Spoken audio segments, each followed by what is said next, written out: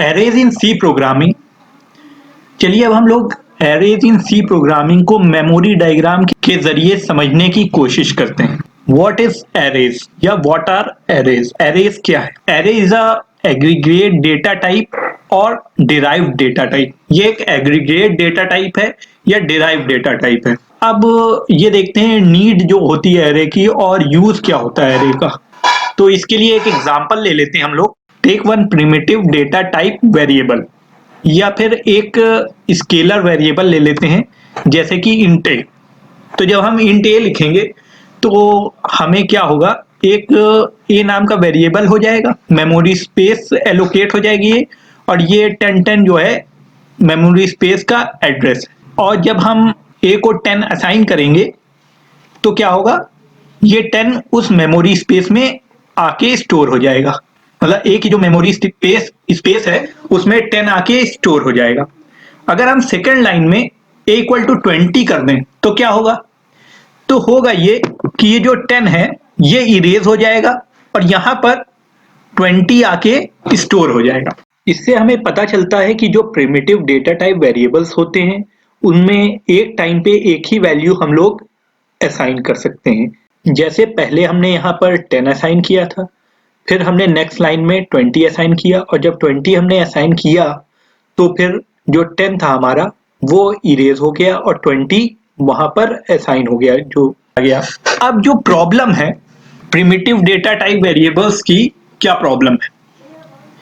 Suppose करिए कि अगर हमें स्टोर करना है स्टूडेंट आईडीज, मतलब कई सारे स्टूडेंट होते हैं, या एम्प्लॉय आईडी, कई सारे एम्प्लॉय हैं कंपनी में, या क्लास में कई सारे स्टूडेंट्स हैं, तो हमें स्टूडेंट आईडी जो होती है वो कई सारी आईडी भी हो जाएंगी। अब हंड्रेड्स ऑफ स्टूडेंट्स हो सकते हैं, तो अब 100 ऑफ स्टूडेंट्स के लिए हमें hundreds of primitive data type variables की जरूरत पड़ेगी।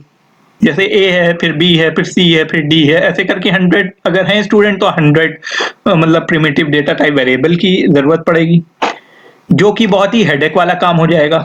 As declaration of the 100 variable and working with the 100 variable is complex. कि अगर मतलब हम डिक्लेयर करना 100 वेरिएबल को 100 वेरिएबल के साथ मैनिपुलेशंस करना, अपडेशन करना और वर्क करना 100 वेरिएबल के साथ, वो बहुत ही मुश्किल टास्क है। इसीलिए हमें एरेज की जरूरत पड़ती है। तो एरे का यूज करके हम लोग एक सिंगल एरे वेरिएबल से, ठीक है, एक सिंगल एरे वेरिएबल से हम लोग क्या कर सकते हैं कि स्टोर करा सकते हैं एन नंबर ऑफ एलिमेंट्स, यानी कि मल्टीपल एलिमेंट्स स्टोर करा सकते हैं। लेकिन जो शर्त है वो ये है कि जो भी वैल्यूज, जो भी हम एलिमेंट एरे के अंदर स्टोर करेंगे वो सेम डेटा टाइप के होने चाहिए। सेम डेटा टाइप से क्या मतलब, only homogeneous data element is allowed using array. खाली होमोजीनियस होनी चाहिए, जो भी मतलब डेटा एलिमेंट्स होते हैं, डेटा की वैल्यू जो भी हम देंगे वो होमोजीनियस होनी चाहिए। या फिर एलिमेंट, सारे एलिमेंट्स इंटीजर टाइप के होंगे या फ्लोट टाइप के होंगे या कैरेक्टर टाइप के होंगे, एक ही तरह के होंगे, हेट्रोजीनियस नहीं होंगे, होमोजीनियस होंगे। अब देख लेते हैं डिक्लेरेशन ऑफ एरे। तो एरे को जब हम लोग डिक्लेयर करेंगे तो उसका सिंटैक्स क्या है, डेटा टाइप आइडेंटिटी, आइडेंटिटी का मतलब वेरिएबल नेम, और उसके बाद ये ब्रैकेट लग जाएंगे और उसके अंदर साइज डिक्लेयर हो जाएगा। और यहाँ एग्जांपल से आप लोग देख सकते हैं कि डेटा टाइप इंटीजर ले लिया, यानी कि अब इस एरे के अंदर सारी वैल्यूज या सारे एलिमेंट्स वो इंटीजर टाइप ही के होंगे। और आइडेंटिटी हमने ए ले लिया, यानी कि वेरिएबल का नाम, जो एरे वेरिएबल का नाम है वो ए ले लिया, और साइज हमने ले लिया 5। ठीक है, ये डिक्लेरेशन हो गया, एरे वेरिएबल का डिक्लेरेशन हो गया।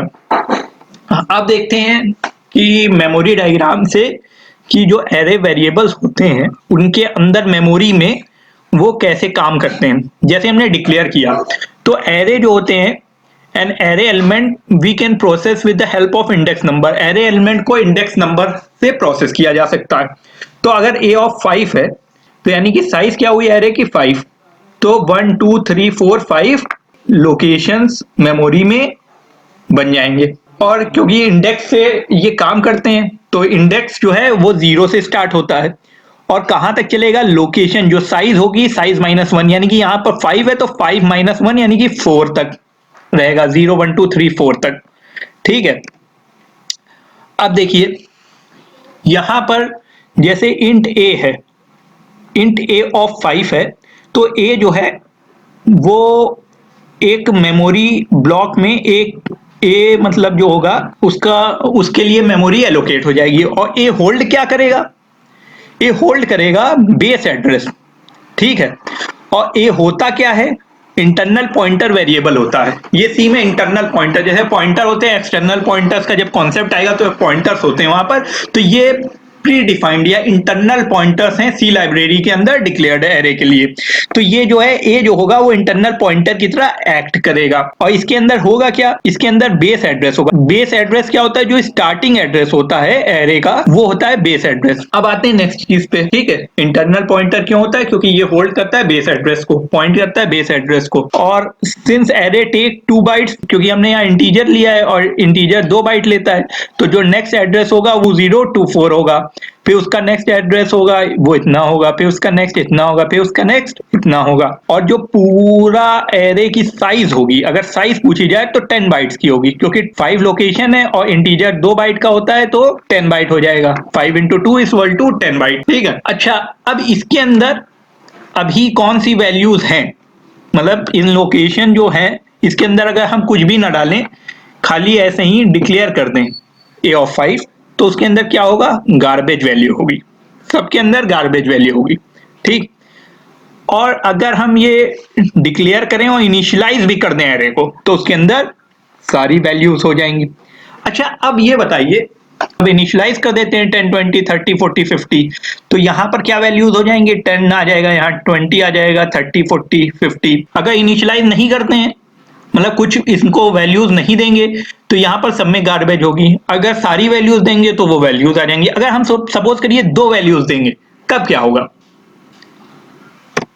अगर हम लोग 2 वैल्यूज देते हैं जैसे 10 और 20, तो क्या होगा? 10, 20 यहां आ जाएगा पहली 2 वैल्यूज पे, 0 इंडेक्स नंबर और 1 इंडेक्स नंबर पे, पहले 2 पोजीशंस पे 10 और 20 आ जाएगा, ठीक है।